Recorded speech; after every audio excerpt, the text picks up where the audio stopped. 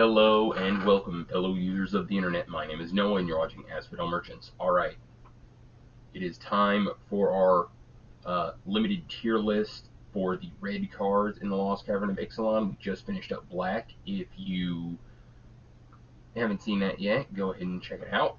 Maybe I'll add a card if I'm smart enough in the post. But we're going to start off with oldie but a goodie, a Braid. It's a reprint. It's colorless and a red for an instant. Choose one. Deal 3 damage to target creature or destroy target artifact.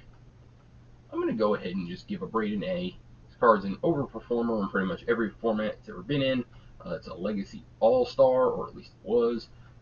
A for a Braid. You're probably not going to pass this if you're in red, and it's going to make your red deck sealed every single time. Alright, next up we have Ancestor's Aid. Colorless and a red for an instant. Target creature gets +2/+0 and gains first strike until end of turn. Create a treasure token. I think I'm going to put this in C to start out with. The +2/+0 and first strike should be enough to win most combats. The red decks do seem to be pretty aggressive, and making a treasure token is nothing to sneeze at. So C for Ancestor's Aid. Alright, next up we have Belligerent Yearling. Colorless and a red for a creature dinosaur. It is a 3/2 with trample, and whenever another dinosaur enters the battlefield under your control, you may have Belligerent Yearling's base power become equal to that creature's base power until end of turn. Okay, so this card is really good, but notice that it doesn't affect toughness, so it's still always going to trade with their 2-drop. You know, you'd even do the dream of playing, I think there's a 3-mana green rare with 6 power, so yeah, it becomes a 6/2 on turn 3, but they'll just trade and it still dies their other removal, but it's still a really good card. B for Belligerent Yearling. Alright, next up is Bone Horde Dracosaur. 3 colorless and red for a creature dinosaur dragon. It's a 5/5. It has flying and first strike. And if that wasn't enough, it says at the beginning of your upkeep, exile the top 2 cards of your library. You may play them this turn. If you exile the land card this way, create a 3/1 red dinosaur creature token. If you exile the non-land card this way, create a treasure token. This card is absurd. It's off the charts. I'm going to go ahead and say that it is an A+. This is not a controversial topic at all. Other people are already saying this is the best mythic to open in the whole format. They might be right. A+ for Bone Horde Dracosaur. Alright, next up we have Brass Tunnel Grinder. Oh, Brass's Tunnel Grinder. Admiral Beckett Brass's character. 2 colorless and a red for a legendary artifact. When it enters the battlefield, discard any number of cards, then draw that many cards +1. Oh, cool. So you can just discard. So yeah, 3-mana Thrilling Discovery. At the beginning of your instant, if you descended this turn, put a board counter on Brass's Tunnel Grinder. Then if there are 3 or more board counters on it, remove those counters and transform it. Descending is putting a permanent from anywhere into your graveyard. And on the back, it is Dekulton, the Searing Rift. It's a legendary land, and it's a cave. It has tap, add 1 red. Whenever you cast a permanent spell using mana produced by Dekulton, the Searing Rift, discover X, where X is that spell's mana value. This card's pretty cool. I'm going to go ahead and put it in A. If you do ever get to flip it and discover anything off of one of those spells, you're just going to absolutely bury your opponent in card advantage. It doesn't affect the board, but 3 mana to just discard one of your land cards and draw 2 cards is pretty okay, and it will give you quite the payoff eventually. Alright, next up we have Brazen Blade Master. 2 colorless and a red for a creature. It's an Orc Pirate and it's a 2/3. Whenever Brazen Blade Master attacks, while you control 2 or more artifacts, it gets +2/+1 until end of turn. It's pretty good. Unfortunately, it doesn't give itself any evasion or anything like that, so they can just block it. And I don't know how dependably you're going to do this, but it should be enough of the time. Just to see for Brazen Blade Master. Alright, next up we have Breach's Eager Pillager. 2 colorless and a red for a legendary creature, Goblin Pirate. It is a 3/3 with first strike. Whenever a pirate you control attacks, choose one that hasn't been chosen this turn. Create a treasure token, Target creature can't block this turn. Exile the top card of your library. You may play it this turn. I think this card's really good. I'm going to put this in A+. I think I'm going to put this in A+, because, like, you know, dream scenario, you would play this on turn 3, and you already had a 2-drop Highland Pirate in play. You attack, and you make your treasure token. Next turn, you attack with 2 creatures, or even just 1, and exile it and draw another card. You should have access to something like 4 or 5 mana. You get to cast it, so on and so forth. I think Bridge is really good. A+. Alright, next up we have Burning Sun Cavalry. Colorless and a red for a creature. It's a human knight. It's a 2/2, and whenever Burning Sun Cavalry attacks or blocks while you control a dinosaur, Burning Sun Cavalry gets +1/+1 until end of turn. Again, doesn't grant itself any evasion, and this is only good in the dinosaur decks. It doesn't really help you out in the red-white kind of artifacty decks or the red-blue pirate decks. So you're only ever even getting the bonus if you make sure to have more than average, the average dex number of dinosaurs, but who knows if that's going to even work, and even when you do, it's just 2 mana 3/3. So I'm just going to give a C to this. Moving on, we'll have Calamitous Cave-In. 3 colors and a red for a sorcery. Calamitous Cave-In deals X damage to each creature and each planeswalker, where X is the number of caves you control plus the number of cave cards in your graveyard. So, if the real question is, how many do I really think you're going to be able to get? And I don't know for sure. In Sealed, I think this is going to be a little bit too hard to pull off. 4 mana for a Pyroclasm is not good at all, which I think is probably the best you're going to do.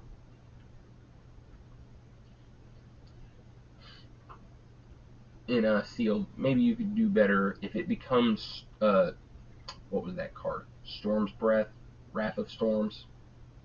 Storm's Wrath? Yeah, Storm's Wrath.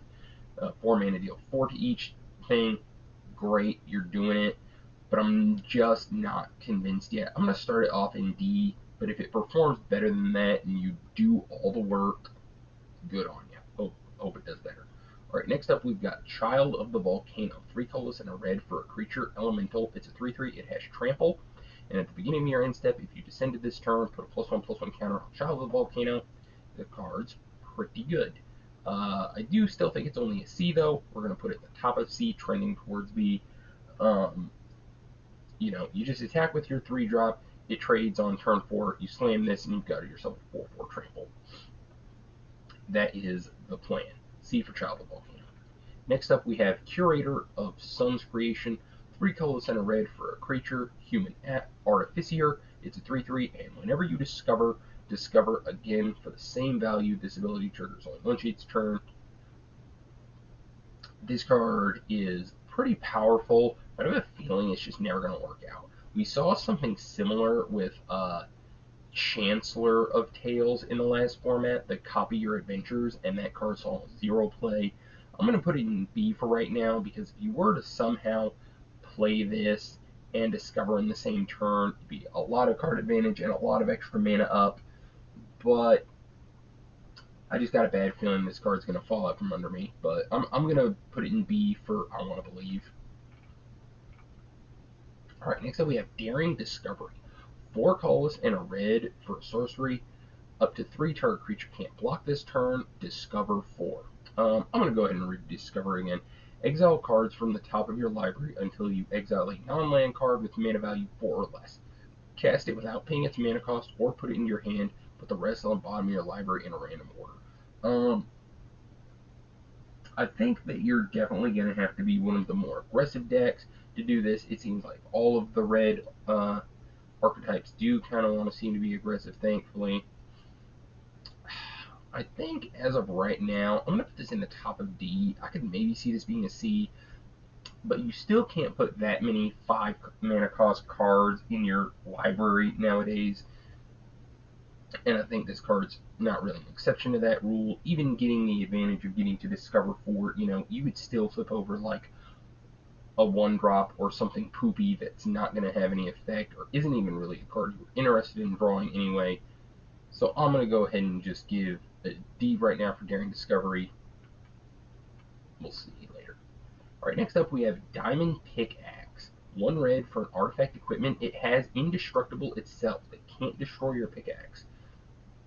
It says equipped creature gets +1/+1 and has whenever this creature attacks, create a treasure token. Equip 2. This card's pretty cool. I think that the first copy of this in enough of your decks is going to be something close to a B. There's a lot of artifact synergies in this. There's a lot of attacking going on.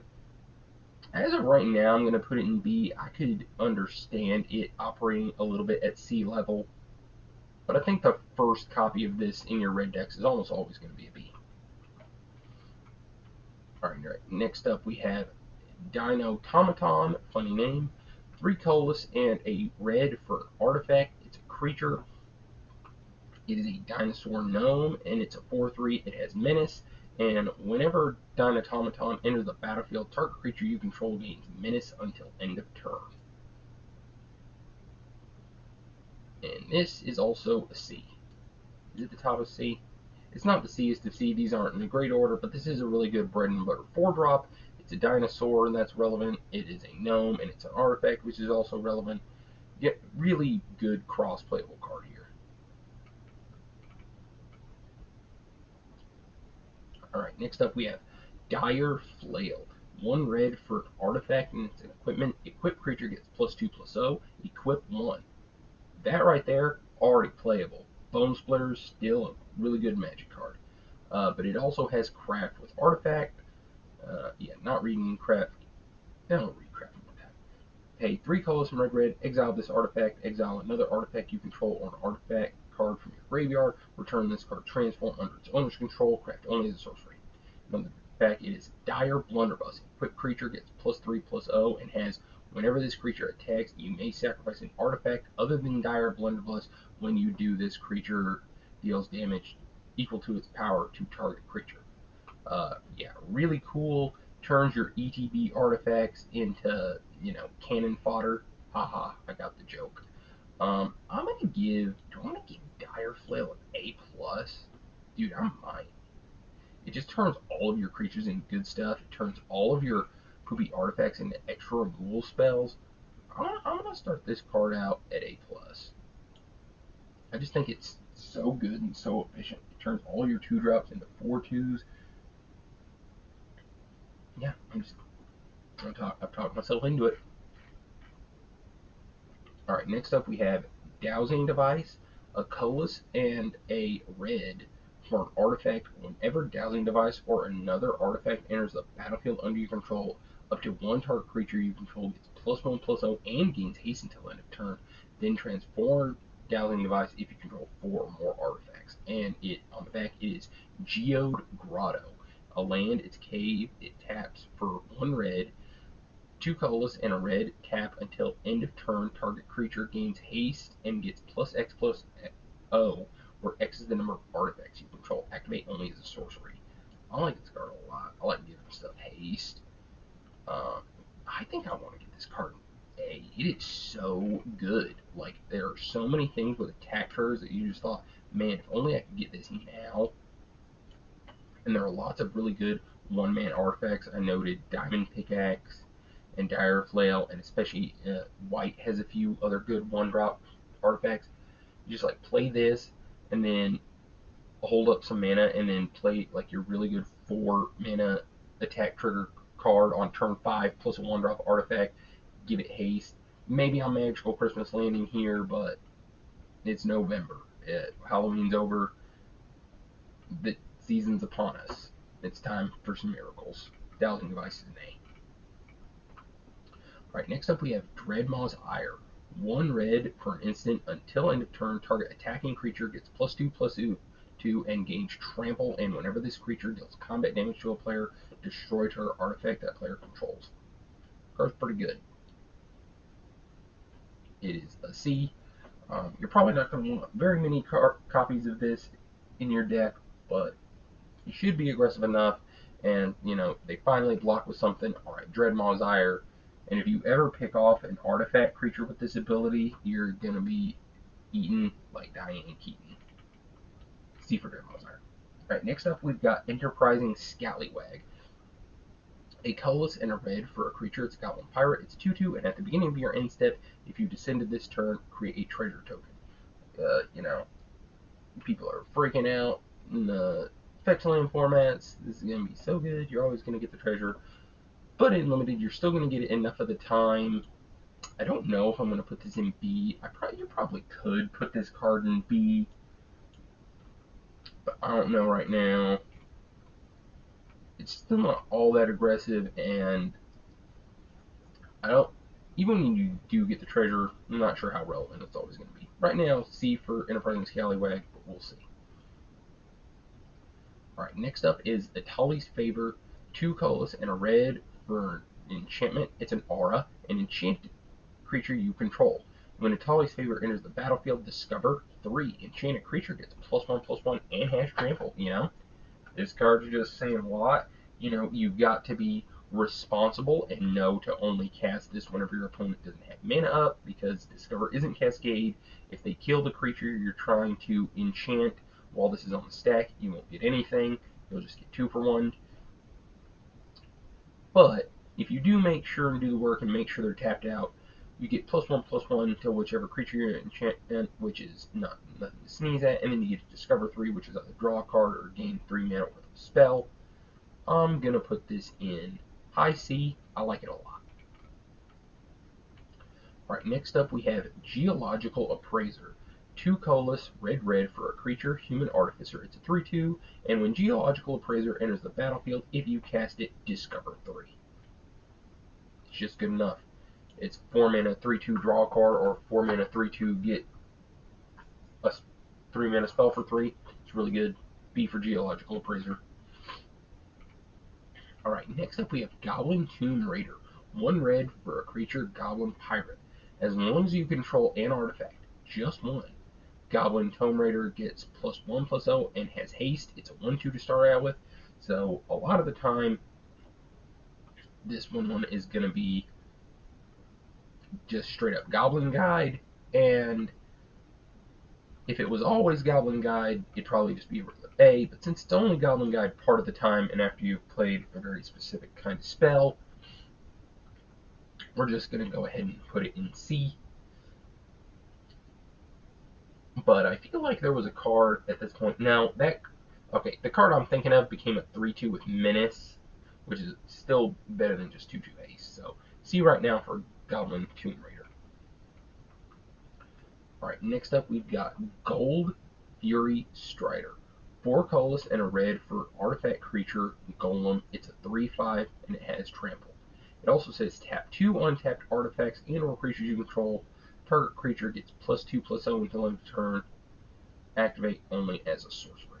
So, probably a lot of the time you're going to be giving it to itself. That way it's a 5/5 trampler, which is pretty good. I'm not putting it in D. It's still a C right now. Should have looked harder and made sure. Yeah, we're gonna find more D's. I was worried about that, but it'll be all right. Still C right now. Gold Fury Strider. I could almost see this probably acting as a D because it doesn't grant any evasion. It's just power boost, and you have to have material for it. And it is still a 5/5, which, like I said, you can't have too many of in your deck. But in enough of the Gnome decks and the Artifact Matters decks, it's going to be a fine playable. You won't be happy with the first copy of. Obviously, you would almost never want to. C for Gold Fury Strider. Alright, next up we have Hit the Motherlode.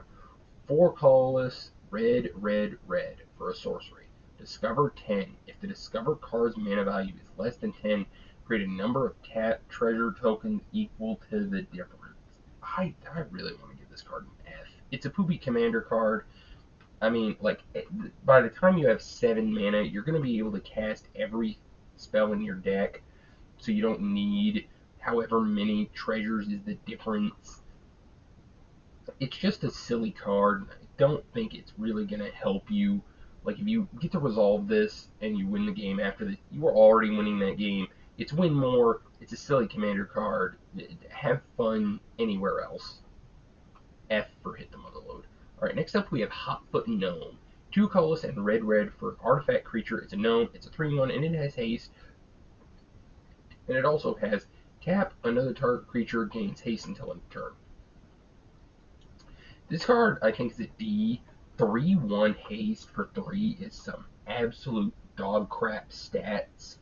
Like, it alone as a haster is never really going to do what you want. And grant haste is okay, but it's on a 3-mana creature, which is a little brutal. There are some of the attacks matter stuff, like obviously this card will go up a little bit more if you're giving haste to something like Bonehorde Dracosaur or Aquazotz, the Black Dragon Demon or something. You will probably have one copy of those in the very devoted decks with very high mana value creatures, very high value creatures, that is.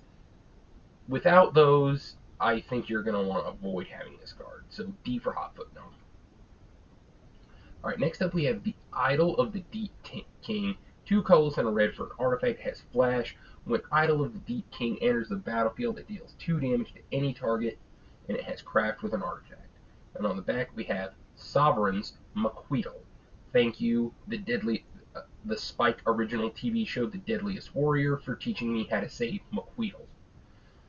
It's an artifact and it's an equipment. When Sovereign's Maqueedle enters the battlefield, attach it to target creature you control. Equipped creature gets +2/+0, and it also has equipped 2. This card probably isn't very good. I should probably put this in D, and I think I'm going to. Dealing 3 mana for 2 damage is just not good, like, at all. You would maybe, well, no, there's just not that much upside to this. I'm starting at D for Idol of the Deep King. Alright, next up we have Inti Sisenshal of the Sun. Is that a real word, or is that a fantastical word? Sisenshal? Whatever. Legendary creature, it's a 2/2 and it's a human knight, and whenever you attack, you may discard a card. When you do, put a +1/+1 counter on target attacking creature. It gains trample until end of turn. Whenever you discard 1 or more card, exile the top card of your library. You may play that card until your next end step. It's an A, baby. It could probably even be an A+. Actually, am I going to put this in A+? I want to. This card's just like so good. Just like, oh hey, are you a red deck? Do you want to attack? Well, it's going to be even better.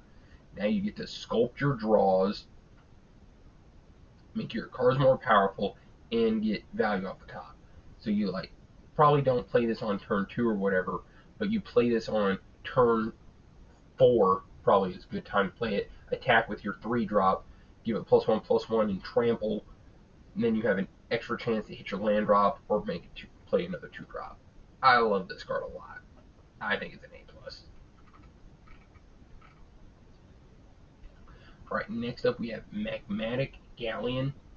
3 colorless, red for an artifact, and it's a vehicle.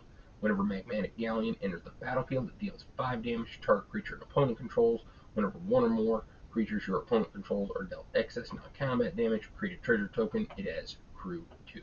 It's also a 5/5 in case I didn't mention that. This card's an A. It's really good. 5 mana for 5 damage, not great, but you'll probably get a treasure token most of the time, and then probably every turn after that you'll still have a 5/5 to attack with, so I think that's pretty good. A for Magmatic Gallion. Alright, next up we have Oer Axel, Deepest Might. 2 colorless and red for a legendary creature. It's a god, and it's a 4/4. It has trample. If a red source you control would deal an amount of non-combat damage less than Oer Axel's power to an opponent, that source deals damage equal to this card's power instead. When it dies, return to the battlefield tapped and transformed under its owner's control, and it is the Temple of Power. Tap, add a red, colorless and a red, transform Temple of Power. Activate only if a red source you control deals 4 more non-combat damage this turn, and only as a sorcery. This is probably one of the hardest to flip, because you would have to put some pretty bad cards like Idol of the Deep King into your deck to ever have a chance to deal 4 non-combat damage to your opponent. But it's not it's not the craziest thing to do possible, but it is still going to be pretty tough. All that being said, 4 mana 4/4 trample still great. It upgrades enough effects that you wouldn't be unhappy to put in your deck into being, you know, just flame riffs. Better than flame riffs because it doesn't deal any damage to you. A+, it's a mythic, rare, red card. You're going to play it enough of the time. It's a reason to be in red. Go for it. Alright, next up we have Panicked Altasaur. 4 Callus and a red for a creature. It's a dinosaur. It has reach. And it has tap. Panicked Altasaur deals 2 damage to each opponent, and it's 4/5. I don't think this card's very good. I'm putting it in D. It's just a 5 mana card, 4/5 reach is nothing to write home about, and just, you know, leaving. I don't really think you want to leave your 5 mana card in your red deck on back on blocking duty to try and block and then maybe get 2 damage after they play a removal spell and blow you out. Next up we have Plundering Pirate, 2 colors and a red for a creature. It's an Orc Pirate. It's a 3/2, and when Plundering Pirate enters the battlefield, create a treasure token. This card is really good. It is a B. It is probably almost trending towards A. This we've seen cards like this before. The just 3 mana 2/2 or 3/3 make a treasure, and it's always been really good. You want artifacts for the Pirates decks because the Pirates decks are going to care about having artifacts and making them, and it's also going to help ramp you. Great card, B for Plundering Pirate. Alright, next up we have Poetic Ingenuity. 2 colorless and red for an enchantment. Whenever one or more dinosaurs you control attack, create that many treasure tokens. Whenever you cast an artifact spell, create a 3/1 red dinosaur creature token. This ability triggers only each turn. So, it's kind of a build around, but it shouldn't really be a build around that's hard at all, because your build around restriction is either have dinosaurs or have artifacts, and if you have both, you're doing pretty good.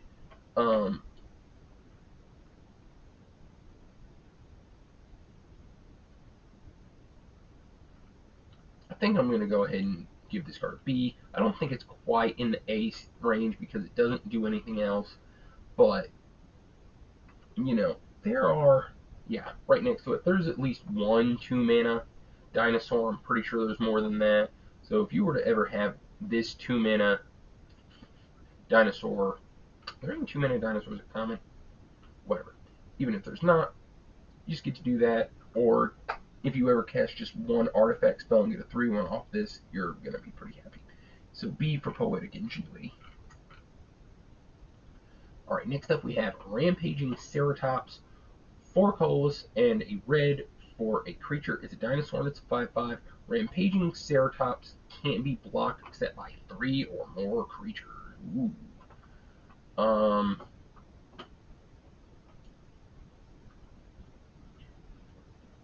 This might be a D. Yeah, because the funny thing is like, them having to have 3 cards to block this, you'll almost part of the time trick them into making a better block than if they could just block with 2. Because a lot of players are really resistant to blocking with more than 1 creature. They don't like double blocking for some reason.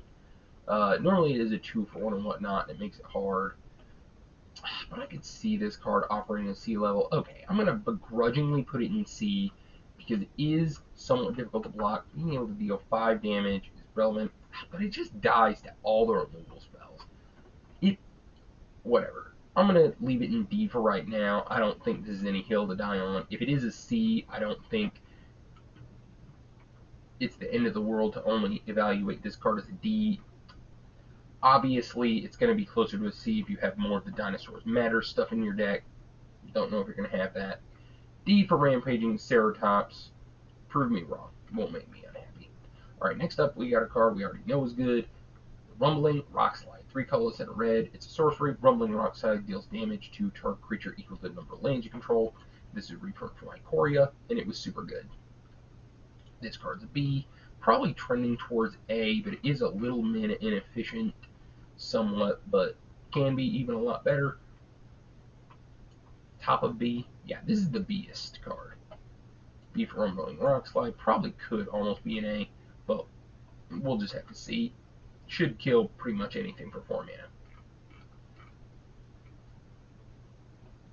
Alright, next up we have Sahil Lattice, 4 colorless and a red for an artifact. When it enters the battlefield, you may discard a card. If you do, draw 2 cards. Craft with 1 or more dinosaurs for 4 colorless and a red. And on the back we have Mastercraft Raptor.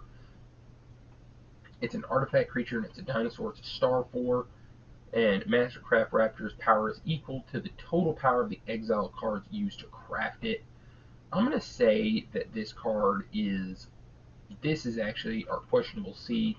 I think that pretty much any red deck's going to be pretty happy with having exactly 1 copy of this card, but probably not the second one ever. So C for Sahil Lattice. Alright, next up we have Scytheclaw Raptor. 4 colorless and a red for a creature. It's a dinosaur. Whenever a player casts a spell, if it's not their turn, Scytheclaw Raptor deals 4 damage to them. It's a 4/3.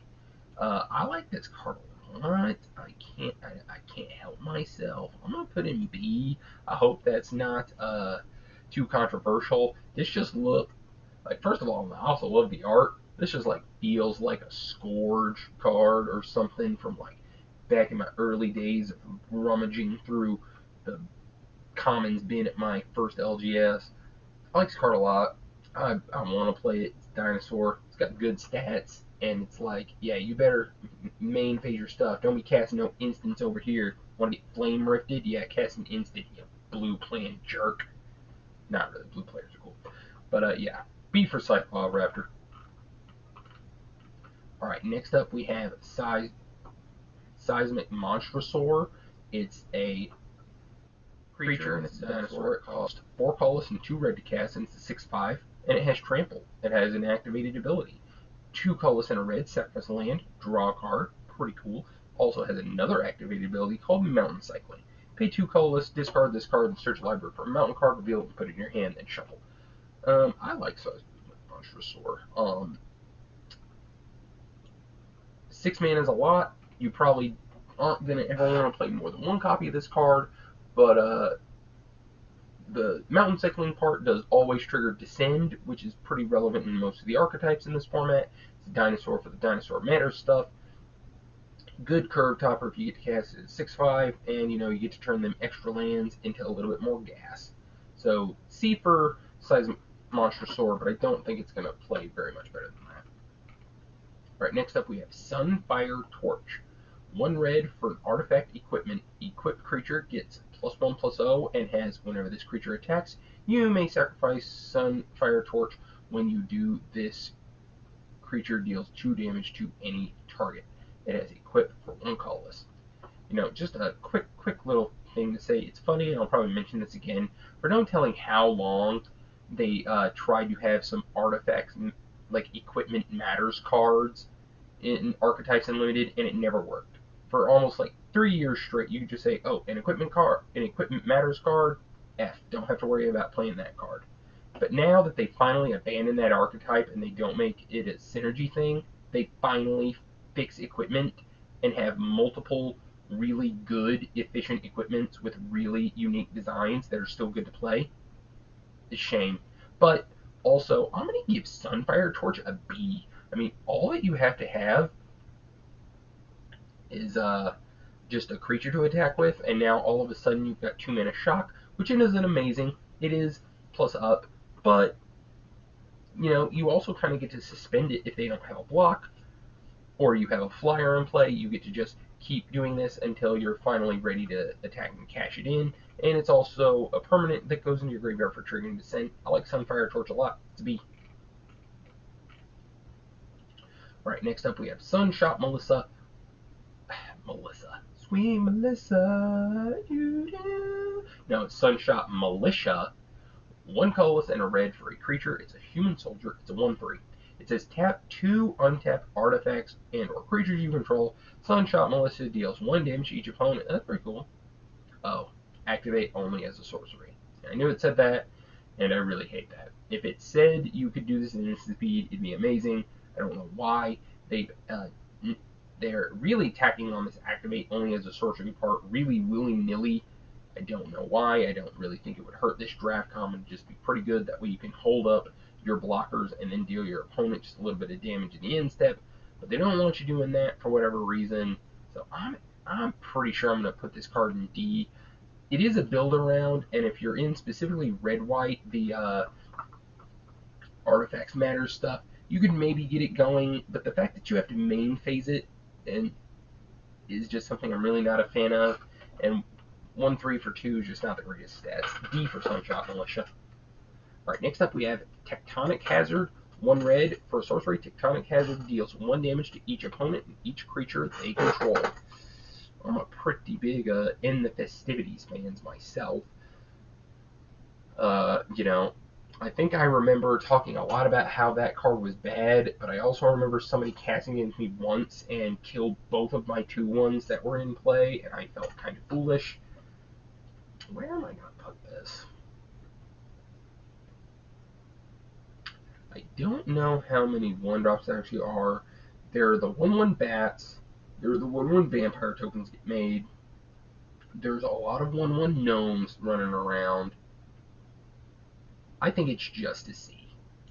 I don't know how many. It also doesn't help that there's not really an instant sorceries matters kind of thing. Actually, no. I'm putting this back in D now.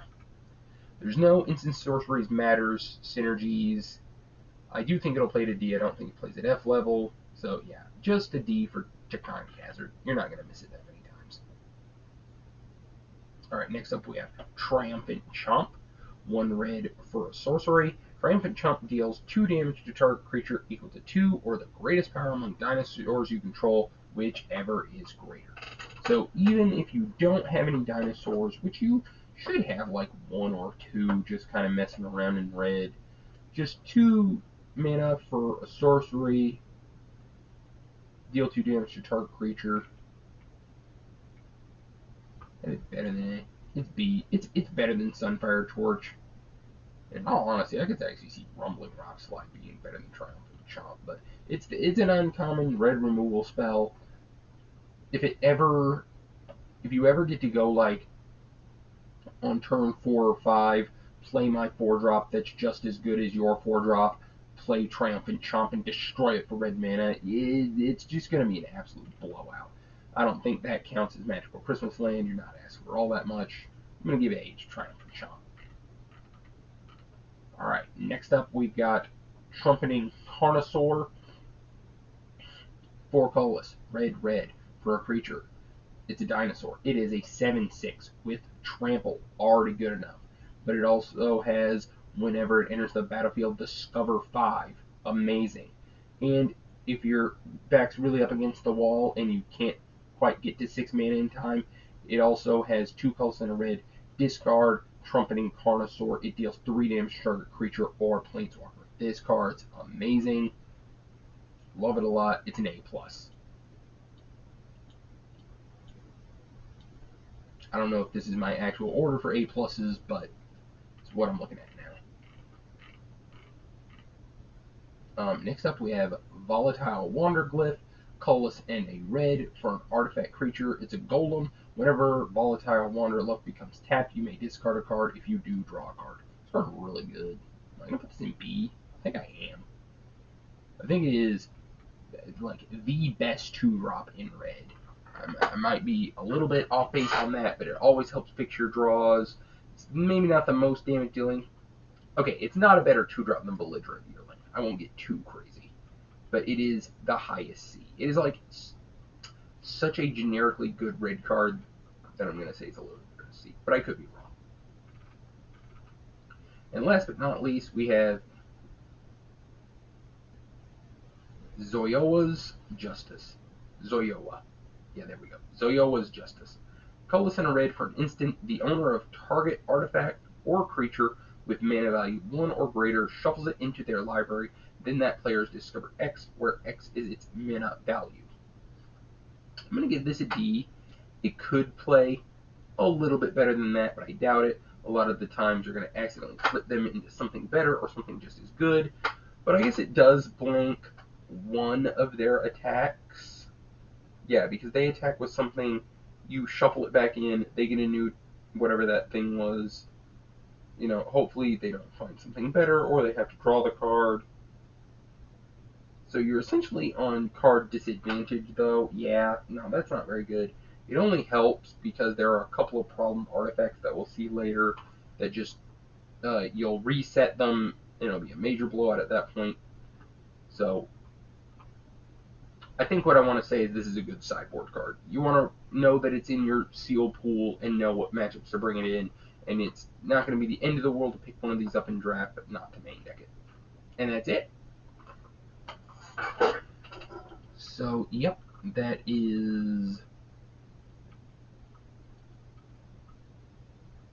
a sealed tier list for red. Thank you so much, everyone, for your time. We should have another color coming up here soon. Make sure to watch the playlist and look at the whole thing. Like the video if you enjoyed it. Comment below about what you think about some of my ratings. Tell me how wrong I am or how right you think I am.